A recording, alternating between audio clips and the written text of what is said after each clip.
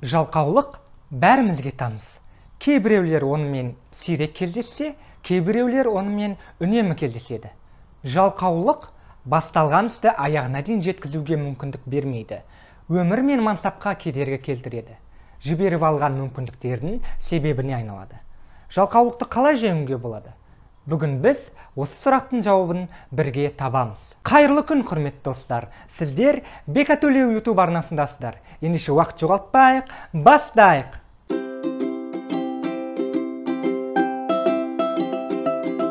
Жалқаулықты жоюға көмектесетін 11 кеңес. Біріншісі, күніңізді көтеріңкі көңіл күймен бастаңыз. Душ қабылдаңыз, ыңғайлы киім киіңіз. Бір кесе шай немесе кофе ішіңіз. Таңға жақын серуендеңіз. Не болмаса бөлмеңізді желдетіңіз. Белгілі бір жұмысты орындау үшін алдыңызға мақсат қойыңыз. Неліктен бұл жұмысты орындап жатқандығыңыз туралы ойланыңыз. Қандай нәтижеге қол жеткізгіңіз келеді, сол туралы да ойланыңыз. Және де уақыт мөлшерін анықтап, жұмыстың ауқымын шынайы бағалаңыз.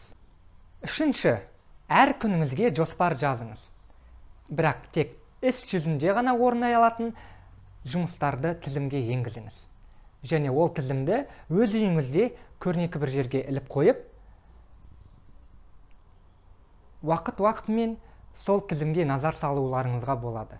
Сол арқылы сіз бүгін орындалу керек, бүгін жасалу керек істерді еске түсіріп, жалқаулығыңызды жеңе аласыз. Төртінші, бірінші қадамды жасаңыз. Кез келген істе ең қиыны ол әрине сол істі бастау болып табылады. Сол себепті уақытты жоғалтпай, бірінші қадамды жасап, бір әрекетті бастап көріп, соны істеу арқылы сіз өзіңізге болашақта келесі қадамдардың жолын ашып бере аласыз. Бесінші, әрекеттерді алмастырыңыз. Бірдей жұмыс жасау кез келген адамға қызықсыз болып кетуі мүмкін. Сол себепті, мысалы сіз кеңсе қызметкері болсаңыз, 30 минут, яғни жарты сағат компьютермен жұмыс істегеннен кейін 5-10 минут орындарыңыздан тұрып, дене жаттығуларын орындасаңыздар болады. Дұрыс мотивацияны қолданыңыз. Өзіңіздің жетістіктеріңізбен қол жеткізген нәтижелеріңізді тек жақындарыңызбен ғана бөлісіңіз. Ал өзіңіздің жеке болашаққа деген жоспарыңыз, әрекеттеріңізді тек өзіңіздің ішінде ғана сақтаңыз. Бұл туралы мен ешкімге айтуға болмайтын 7 құпия атты видеомда айтқан болатынмын. Жетінші, оптимист болыңыз. Жалқаулық өмірден тек сәтсіздіктер мен қиындықтарды күтетін пессимистердің серігі. Естеріңізде болсын, бұл әлем оптимистердікі, ал пессимистер тек көрермен ғана. Сегізінші, батыл болыңыз.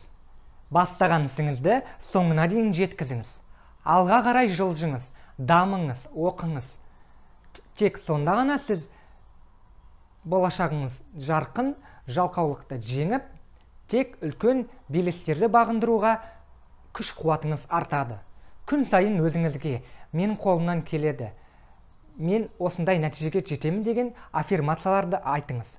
Сол арқылы сіз өзіңізге сенімділігіңізді, өз-өзіңізге деген сенімділігіңізді арттырып қана қоймай, жаңа белестерді бағындыруға әл-ауқат қуат аласыз. Тоғызыншы, туыстарыңыздан немесе достарыңыздан сізге бақылау орнату туралы өтініш білдіріңіз.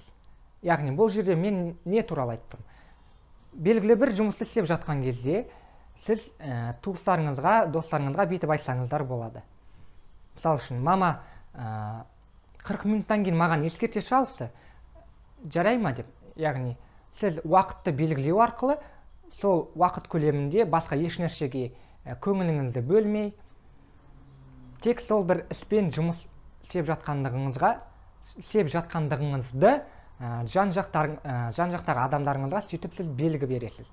Сол арқылы сіз өзіңізге бақылау орнатып, жалқаулықты кейінге қалдыруға, жалқаулықты жеңуге белгілі бір қадам жасайсыз. Және келесі, 10-шы, егер де сіз ештеңе істегіңіз келмесе, яғни ойларыңыз шашыраңқы болса, қандай істен бастарыңызды білмей тұрсаңыз, онда ештеңе істемей отыра тұрыңыз.